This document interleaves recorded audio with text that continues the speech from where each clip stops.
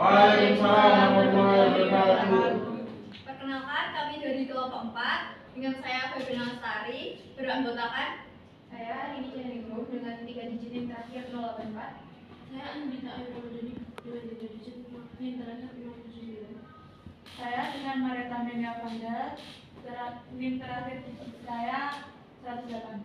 Saya Satria Masania, 3 digit NIM terakhir saya 112. Saya Wahid Budi Santoso dengan 3 digit NIM terakhir saya 083.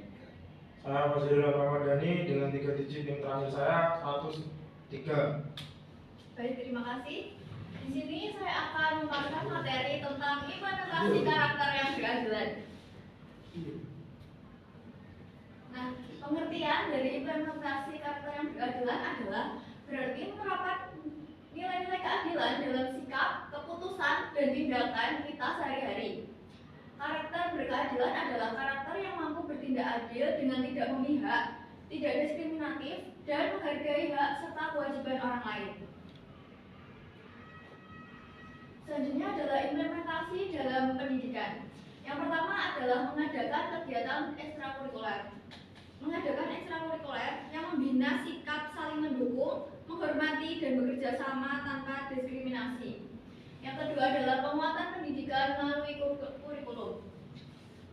Mengintegrasikan nilai-nilai keadilan dan kesetaraan dalam kurikulum, termasuk dalam mata pelajaran PKN dan agama. Yang ketiga adalah pengembangan sikap empati dan keadilan di kalangan guru. Melatih guru untuk lebih peka terhadap kebutuhan siswa yang berbeda, termasuk siswa dari latar belakang yang kurang beruntung atau memiliki kebutuhan khusus. Mendorong guru untuk tidak memihak atau menunjukkan favoritisme serta memperlakukan semua siswa dengan adil. Yang keempat adalah keadilan dalam penilaian dan evaluasi. Di sini maksudnya adalah memberikan penilaian yang adil dengan mempertimbangkan berbagai kemampuan dan bakat siswa. Tidak memberikan perlakuan khusus atau istimewa kepada siswa tertentu atau mengabaikan siswa yang kurang unggul. Selanjutnya adalah implementasi dalam masyarakat. Yang pertama adalah keadilan dalam pelayanan publik. Layanan kesehatan yang merata, pelayanan kesehatan yang berkeadilan berarti setiap orang terlepas dari status ekonomi atau sosial mendapatkan akses pelayanan yang sama. Yang kedua adalah transparansi dan keadilan dalam pengambilan keputusan. Di sini saya terlihat sebagai musyawarah desa saat membuat keputusan penting yang berdampak pada warga seperti pembagian anggaran desa. Musyawarah dilakukan secara terbuka dengan melibatkan semua pihak agar kepentingannya adil dan tidak menguntungkan kelompok tertentu. Yang selanjutnya ada keadilan dalam hukum dan penegakan peraturan. Penegakan hukum yang tidak diskriminatif. Contohnya pihak berwenang menerapkan hukum tanpa memandang status sosial, ekonomi, atau pengaruh politik dari pelaku. Misalnya, setiap pelanggaran lalu lintas itu diberi aturan atau hukuman yang sama ya. Selanjutnya adalah contoh kasus dan solusi. Kita ambil contoh kasus di sekolah, penerapan aturan yang sama untuk semua siswa. Di sini saat situasi di sebuah sekolah terdapat aturan ketat terkait keterlambatan masuk kelas. Seorang siswa yang berasal dari keluarga berpengaruh di lingkungan sekolah seringkali terlambat. Maksudnya berpengaruh di sini seperti kayak siswa yang sering memberikan bantuan atau donasi kepada sekolah gitu. Namun guru kelas selalu membiarkannya. Sementara siswa lain yang terlambat langsung mendapatkan sanksi. Nah, di sini solusinya adalah guru yang berkeadilan akan menerapkan aturan yang sama kepada semua siswa tanpa memandang status sosial atau latar belakang mereka. Dengan demikian, ia mendidik siswa untuk menghargai aturan dan saling menghormati satu sama lain. Selanjutnya adalah contoh kasus dan solusi dalam masyarakat. Contohnya adalah pembagian bantuan sosial yang merata. Di sini situasinya adalah program bantuan sosial pemerintah daerah berencana menyalurkan bantuan kepada warga yang membutuhkan. Namun petugas hanya mendistribusikan bantuan kepada orang-orang yang memiliki hubungan dekat dengan mereka. Contohnya kayak misal kita mendapatkan bantuan kayak PKH gitu, yang dapat itu cuma kayak didaftarkan, terus orang lain yang lebih membutuhkan itu malah tidak didaftarkan, sehingga banyak keluarga yang lebih membutuhkan tidak mendapat bantuan. Di sini maksudnya adalah petugas yang beradilan akan memastikan bahwa bantuan sosial disalurkan kepada mereka yang benar-benar membutuhkan berdasarkan data yang valid tanpa verifikasi atau kepentingan pribadi. Nah, kesimpulannya adalah orang dengan karakter keadilan cenderung memiliki empati yang tinggi, memahami perspektif orang lain, dan menghargai hak setiap individu. Mereka berupaya menciptakan lingkungan yang harmonis dan damai, di mana setiap orang merasa dihargai dan diperlakukan dengan baik. Pada akhirnya, karakter berkeadilan berkontribusi pada terbentuknya masyarakat yang lebih adil dan inklusif, di mana keadilan sosial terwujud dalam kehidupan sehari-hari.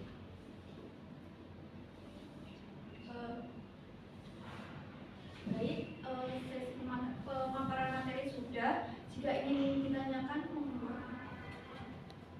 baik Mbak Adin, silakan. Karena saya Andika di sini, izin bertanya, apa indikator keberhasilan yang bisa digunakan untuk menilai efektivitas bantuan sosial sesuai dengan solusi yang sempat disampaikan tadi tentang bantuan sosial yang salah target?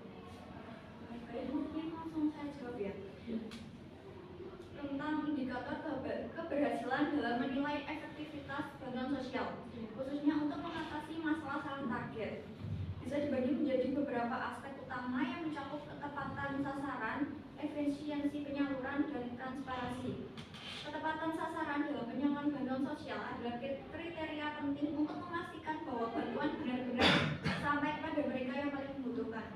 Nah, di sini bisa dilihat dari pendapatan yang diperoleh setiap hari, terus pekerjaan, terus sama aset kepemilikan. Nah, itu sebagai pegawainya itu harus terjun langsung ke lapangan untuk melihat bagaimana kondisinya.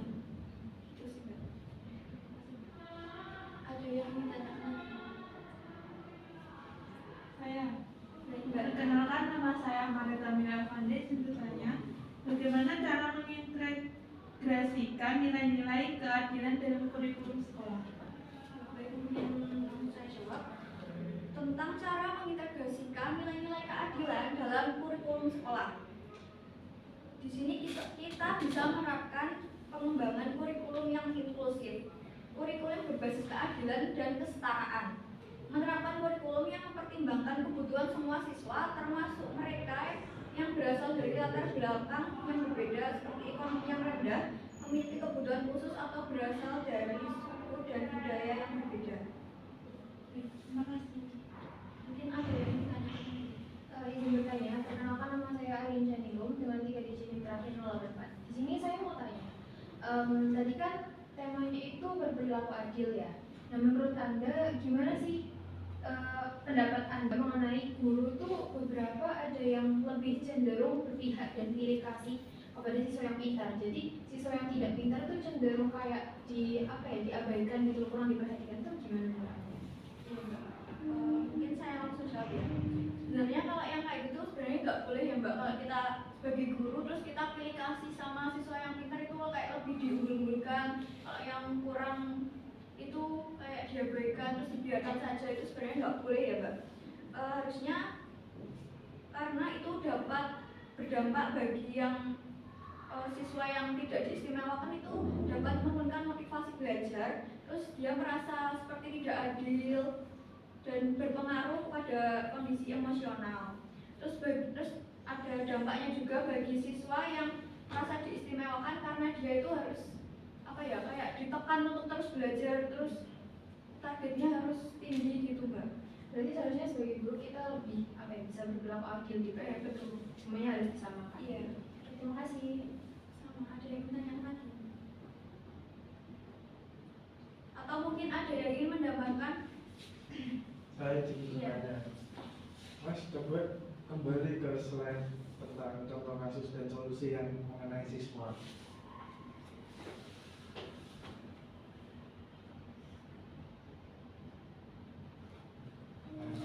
Misalnya kan contohnya itu kan tentang guru ya yang memihak terhadap siswa yang berpengaruh di sekolah. Nah, tepat di solusinya itu kan guru yang berkeadilan akan menerapkan aturan yang sama kepada semua siswa. Nah itu implementasikannya itu gimana, cara mengimplementasikan keadilan terhadap seluruh siswa. Itu kan contohnya kan memihak ke siswa yang berpengaruh. Nah bagaimana sih agar guru itu tidak memihak kepada siswa yang berpengaruh? Jadi maksudnya lebih ke contoh bagaimana mengubah guru ini agar tidak memihak terhadap siswa yang berpengaruh.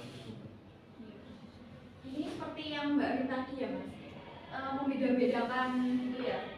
Nah sebaiknya itu kayak harusnya gurunya sudah paham ya Mas, kalau sebenarnya hal tersebut itu nggak boleh. Jadi kayak kan di sini contohnya itu yang terlambat itu yang berpengaruh nggak dihukum, terus yang murid yang mungkin biasa-biasa aja itu nggak dihukum ya. Terusnya gurunya adil, terus harusnya sama-sama diberikan hukuman. Yang terlambat itu sama-sama diberikan hukuman, bukannya malah dibiarkan begitu aja.